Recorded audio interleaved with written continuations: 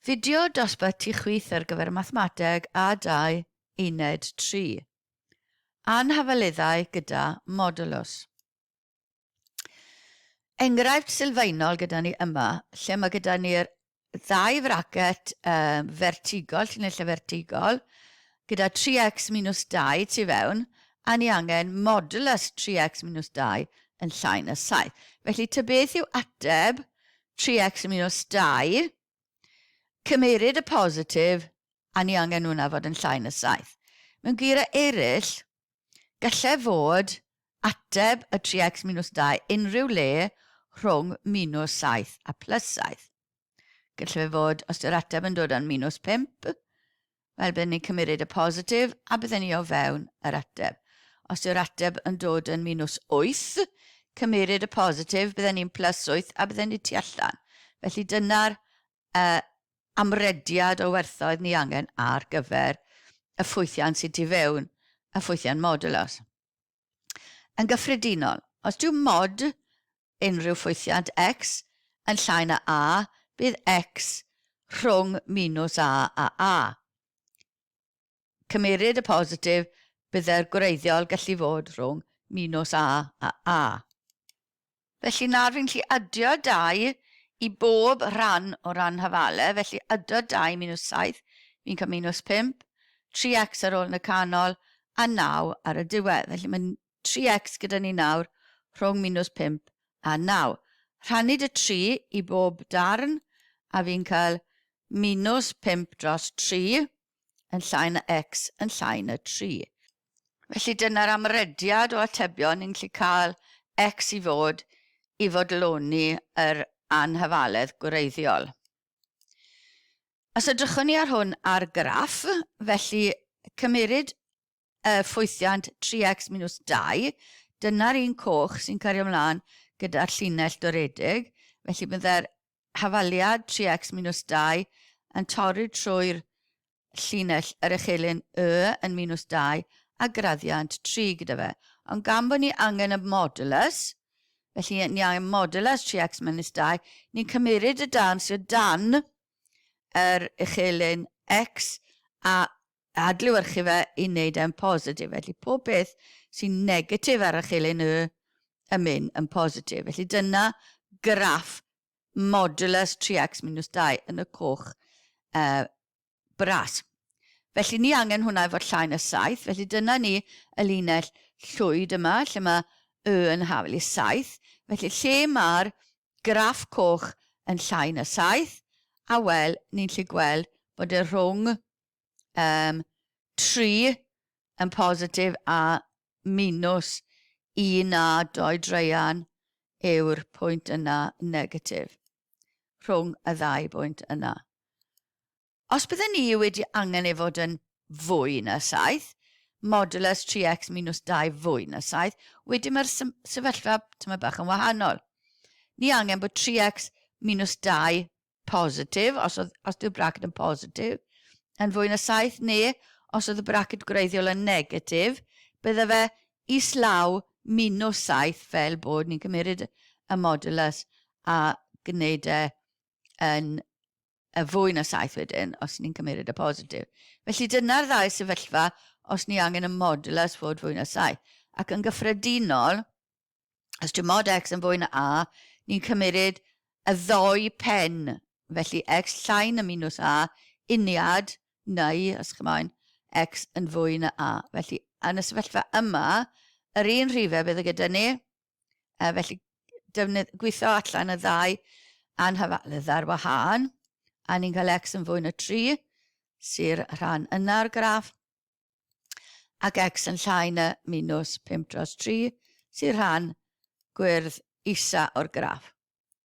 Felly chi'n gweld pa mor bwysig yw i lunio graff i weld bod eich ochr iawn gyda chi yn eich atebion.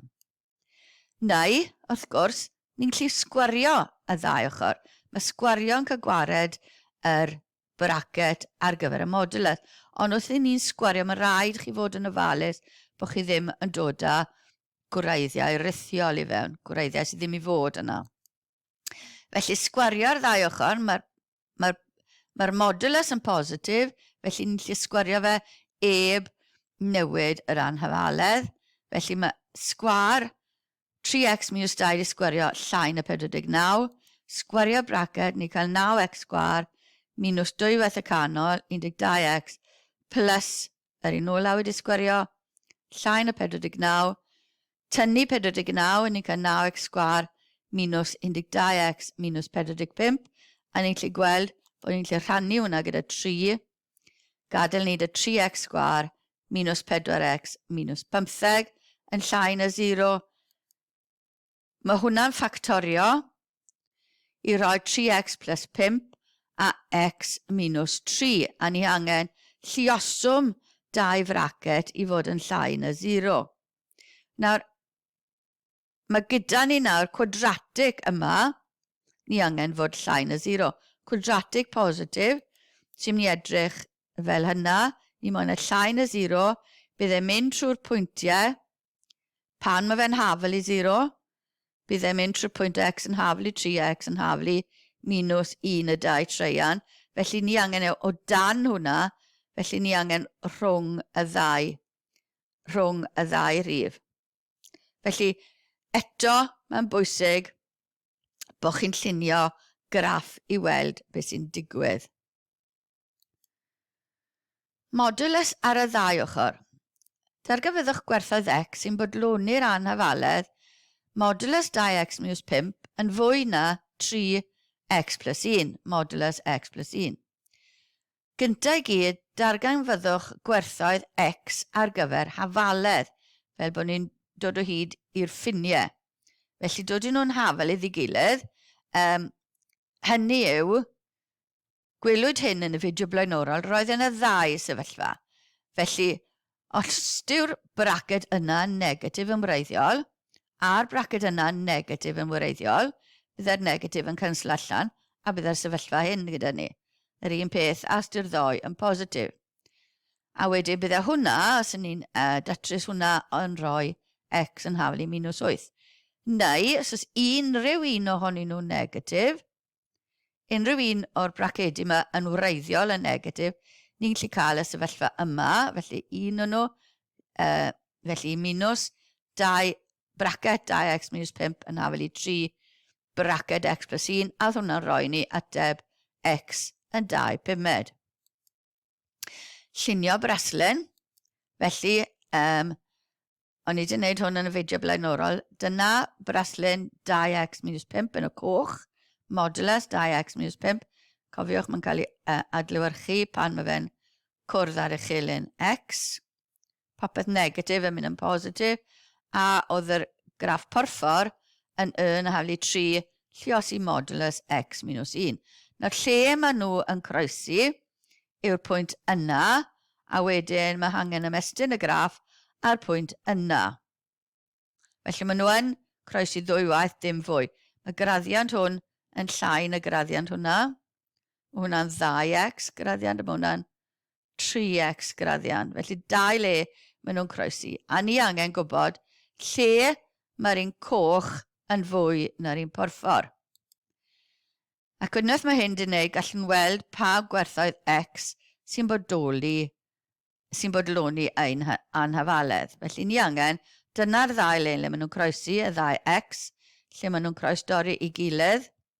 Felly rhwng minus 8 a plus 0.4, mae'r graff coch uwchben y graff porffor.